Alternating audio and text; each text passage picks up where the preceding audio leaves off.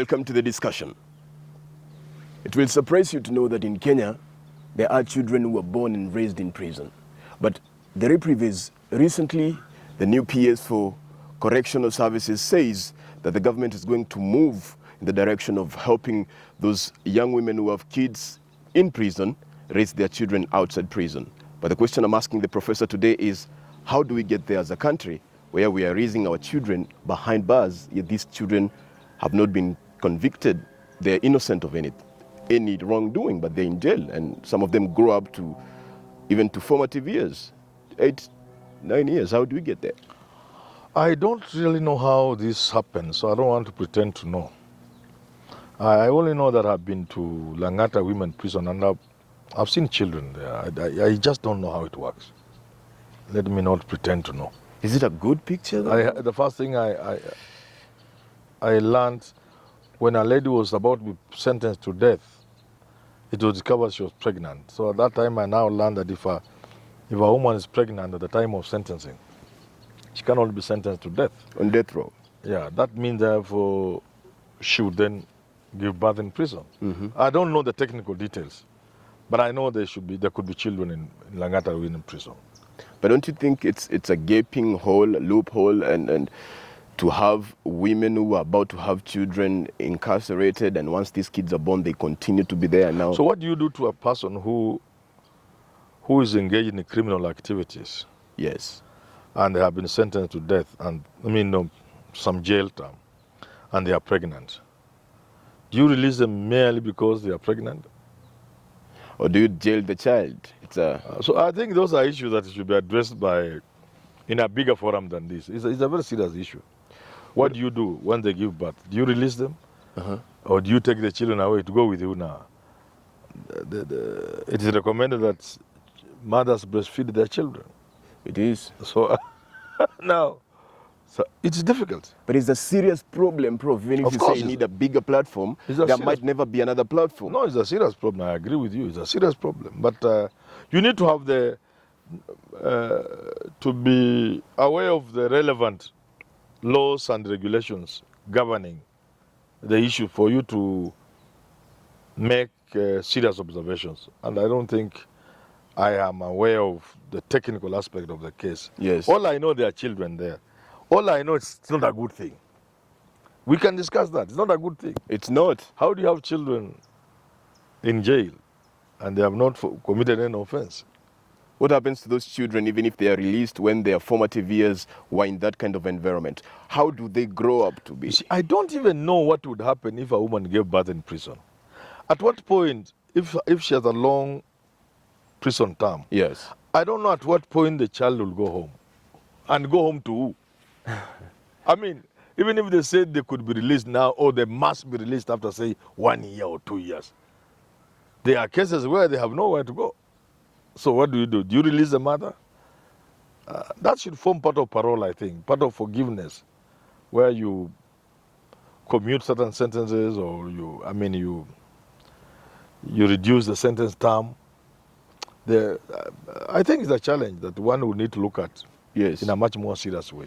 And then the lady, Mary Mudhoni, who is the PS now in charge of that, says the government is moving to let those children out. I don't know if they are going to let them out with their mothers and everything. And you've already agreed that it's a problem. Do you think if she were to do that, that doesn't mean now, without changing the laws, the problem is sorted?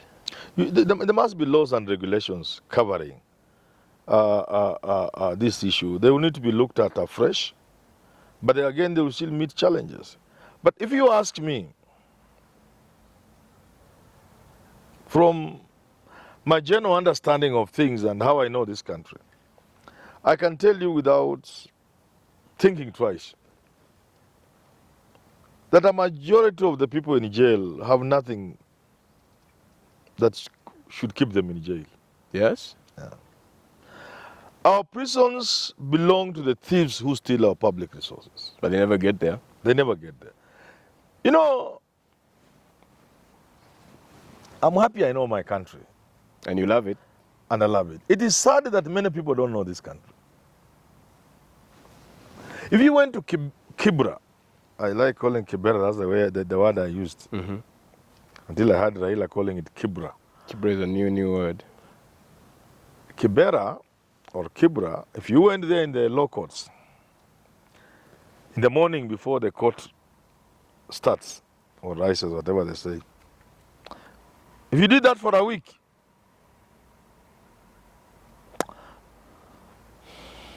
you'll feel very bad.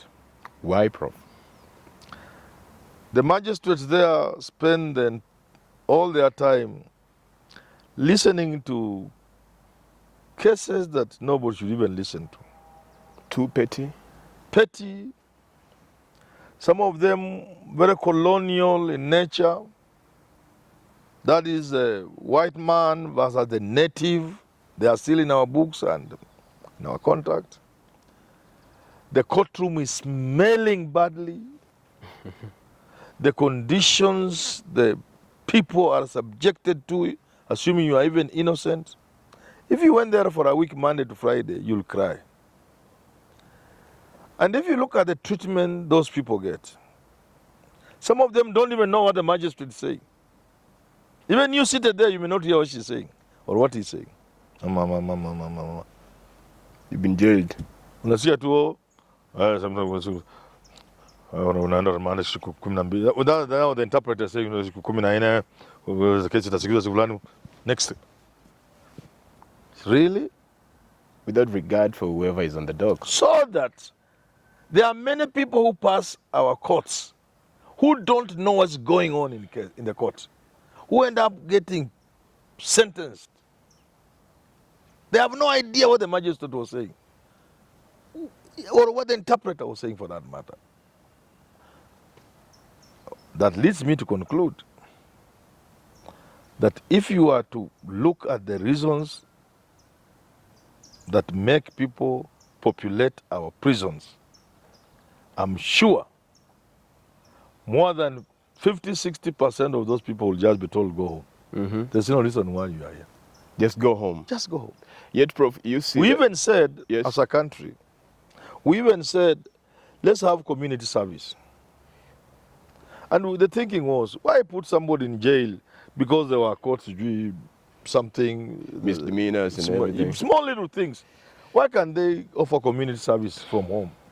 But the law has a long arm. We messed that arrangement. We messed it. It doesn't work. We did.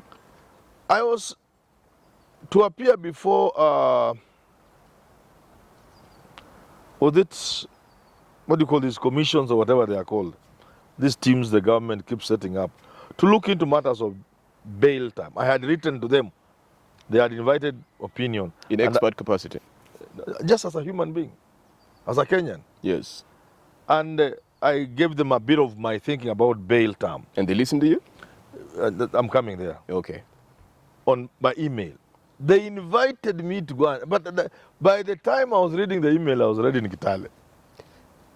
I'm poor, I think, at looking at my email. Yeah, you're busy person. In short, there are many people who spend long hours in police cells.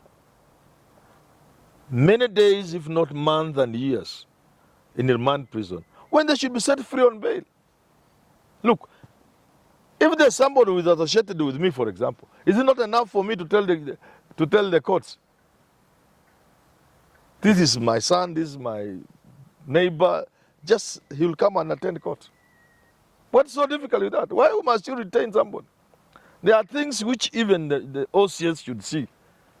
This is not something that can make somebody run away. Go and make sure you come to court on Monday. We have all your details. We have your fingerprints, you have everything of yours. We know where you come from, you have your address, we know your father, we know your mother, we know your brothers. Just go and come to court on Monday. If you don't, we shall come for you. Simple things like those. You find our remand prisons are full. Those are the things I wanted to share with them. If somebody can be associated with so-and-so, if you know somebody where they come from, up to the father and the mother, and these are small offenses, why would you take somebody to remand prison? They regarded a flight risk. Even the most and then the crooks, wingless ostrich. the crooks, when they are arrested who have stolen our money, they are taken to Mudaiga police station or some of these nice police stations. If they were to sleep there to spend the night, they are given mattresses. Complete with breakfasts, bed Yes. and breakfast, Airbnb. served from a hotel. So what I'm saying in short, even as we are talking about children in prisons, I am very sure the reason for which I lost my niece the other day, about 2 months or so ago. She stayed about 3 months in the remand. Her body could not take the conditions that she died. My sister's kid. I had tried to talk to the people in Kiambu to release this girl. By the time they were releasing her, she was already feeling bad and she died. And I'm not saying they killed her, but I'm saying, Remand is intense. what was the case about? 2 women in a market shouting at each other, one pushing the other. You get 90 days in remand for that. And so, That's a misdemeanor. in other words, if there's a mother in Langata prison, she should be released unless she has done something that is Yes, serious. Yeah, we must. That's where you should begin. So if the CS is serious, even before you change the laws and look at the laws and regulations, just call the files.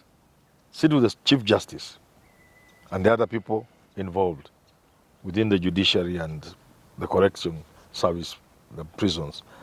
Let's look.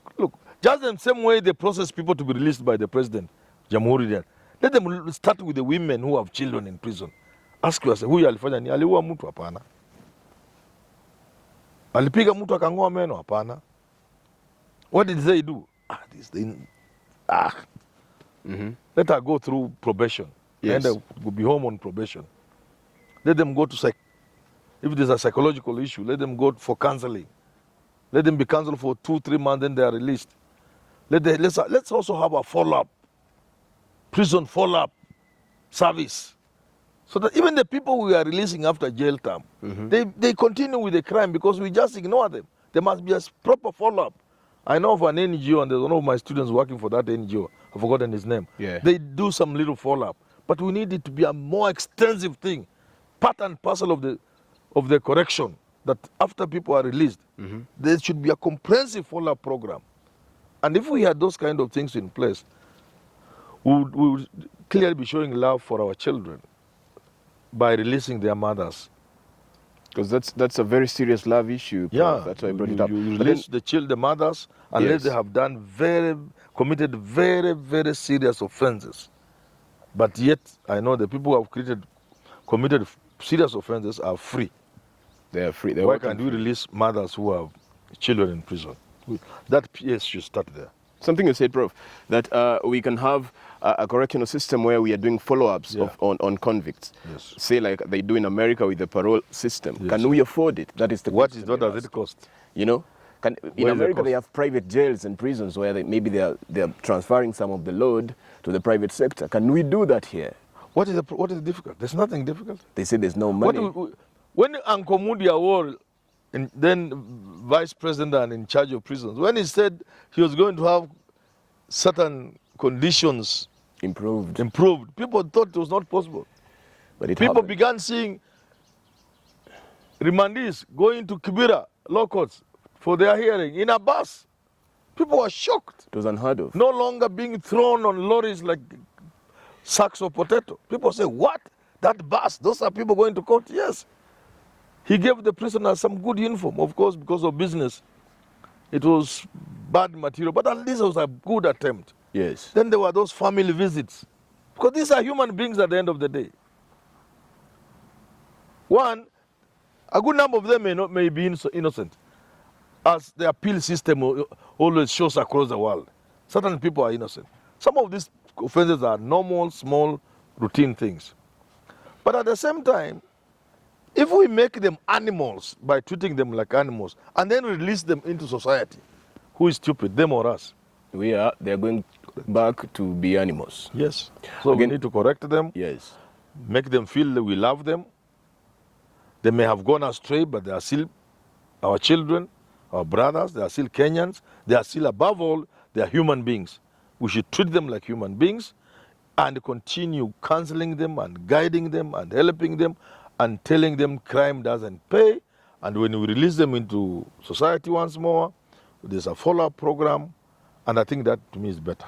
It's much better. Yeah, it's much But Prof, let's end on this point. Since those facelifts by Uncle Moody back then in the early 2000s, we have not seen much effective prison reforms or even efforts by those other governments. And whenever we talk about decongesting prisons, we talk about it from a system point of view, not from the issue of so many people who are languishing in there, people who are dying in remand when they shouldn't be there. We look at it from there's a backlog in the judiciary, there's the prisons are too full. We don't think of the people first. Don't you think that's also part of the problem, that we don't apply love when thinking about the correction system? Yeah, once we know that those who go to prison are human beings, they need our love, they need our care, they need our attention and recognition that they're human beings, a lot more will happen than is happening now. For example, we must begin by asking ourselves, do we really need all these people in jail? Do we? The Americans put all the black people in jails. Do we need them in jail? That's the question. Do we need them in jail? Must the judiciary handle all these small cases? Are there no better ways of the judiciary handling cases so that they go faster? They're trying mediation these days. There are many things you can do, but the judiciary is not proactive. The judiciary is in a box. I've given them examples like in hospitals. Mm-hmm. You don't reach a doctor immediately. You don't have to reach a doctor. You are clerked by smaller people. There are cases in court that should be clerked before they go to the bench. People are accusing each other of over land. There should be a system of assessing the seriousness of your allegations. And there must be sanctions if you are lying. Because we hear elsewhere under oath. Here it means nothing. It doesn't mean anything. It doesn't mean people just take under oath. They party themselves People must everywhere. know if you are coming to accuse your neighbor, we will ask the chief and the elders there them in a structured manner to inform the court whether how to take your case. So the truth. We can tell you to go home, this is not a case. And if you insist, okay, fine, we shall listen to you. But put 2 million down. So that you let go and and flee. And then also do under oath. And it means this. Yes. Because we can see on from the outset, you have no case. You are trying to just to waste our time here as a judicial. Yeah, even some serious courts, even the ICC, they can filter things. You can even run away yourself, you know there's nowhere you are going. Because some of them are There's nothing you are pursuing. Yeah. So the judiciary should structurally and otherwise look for ways of clerking cases. Some of the cases are just there. But they are nothing, they can never end because they have nothing in them, there's no substance. I have cases in court, one in 1996, still there. There's another one now of my accident. Postponed, adjournment. If you look at the replying argument, standard, somebody denying everything and then finally says, but even if we knocked you, you wanted to be knocked. But you've denied it. Yeah. That's standard stupid way of putting a defense. The judiciary just admits That we were never there. Mm-hmm. It's not our vehicle which did it, blah, blah, blah, blah, blah, blah, blah, blah, blah. Finally, even if it's us who knocked you down, when do we find tukakupiga? It's such a thing. We must run away from that. You know, it's questions of this seems like obvious. This is a police report, this happened, there's evidence, these days there's eyewitness evidence, there's video, what have you. So it's true that your vehicle was involved in this accident, this guy, oh, you are insured. Is it not possible you people can organize insurance to insurance, get compensation without bringing this case to court?